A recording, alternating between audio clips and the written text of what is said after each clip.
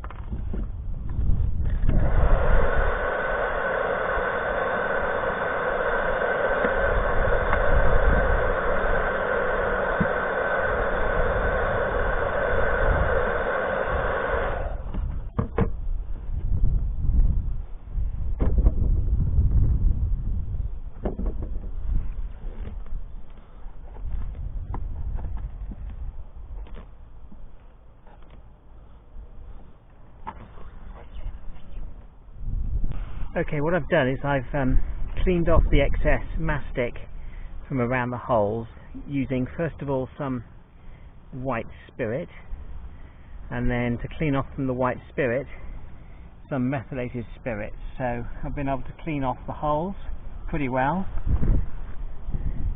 so they're ready now to accept new mastic and of course the bolts.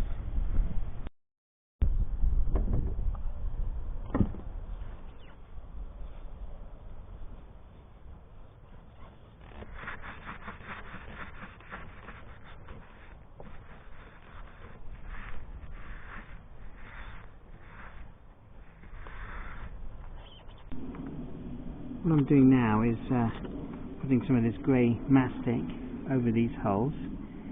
I'm putting 2 strips on, one on top of the other, and then the Unistrut will be bolted down onto those holes.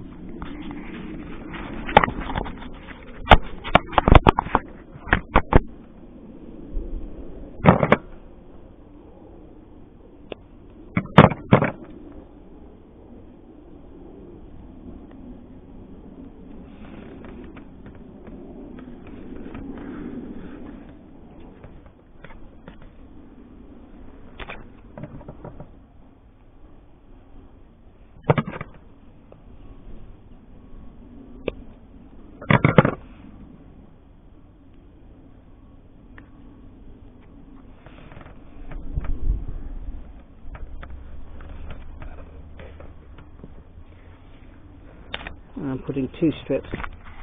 I'll put 2 strips on each one to make sure I get a good seal when I bolt it down. And now what I'm doing is putting an extra strip of this mastic over where I'm going to be putting the bolt, so that when I put the washer on it will make a good seal, hopefully. The difficult bit is going to be poking a hole through for the bolt and tightening the bolts both on the outside and on the inside. I don't know how quite I'm going to do that yet, but I'll work it out. So that's the Unistrut all bolted down, and I've folded some mastic over the heads of the bolts there, And I'm just going to fold some mastic over the edge of this one, and hopefully that'll keep the bolts nice and clean, if nothing else, and may also prevent water getting in there.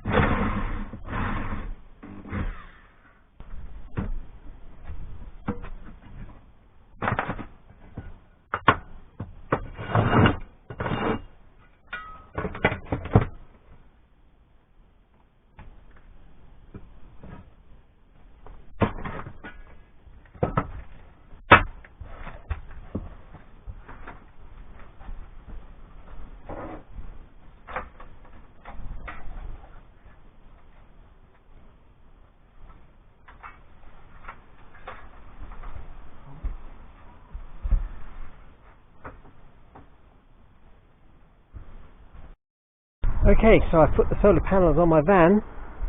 I put the TV aerial and the phone aerial up, and the box for the cables.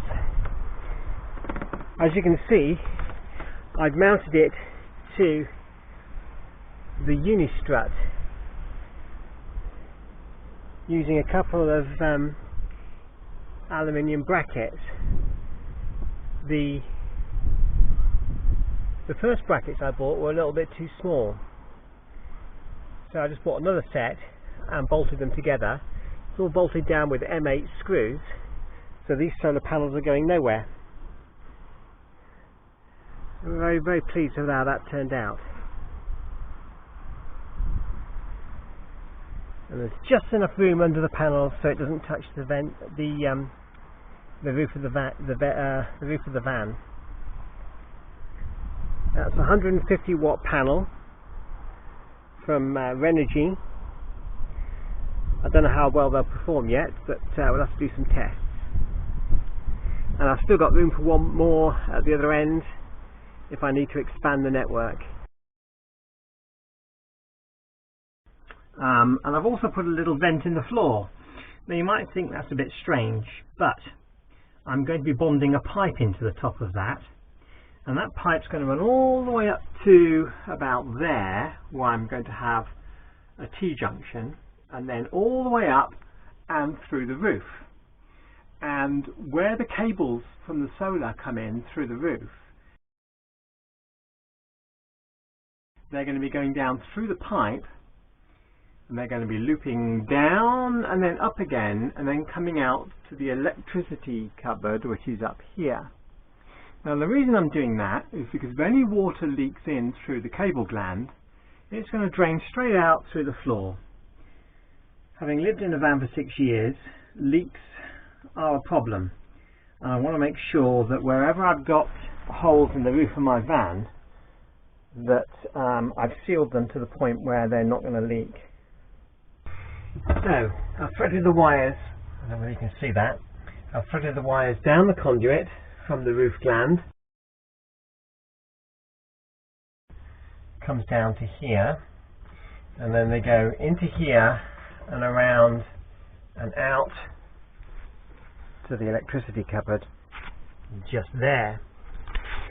Any water coming down here will then descend through this tube down through the opening that I've put in the bottom of the van.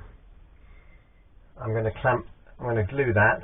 Actually, I might not glue it, I might just clamp it in position so that I can add more wires if necessary. Oh, it's gone very dark. And now the cable tube is mounted into the drip tube, So now any water that does come into the gland at the top will come down, probably on the cables, loop, drip, and go through the bottom of the van. No leaks, hopefully.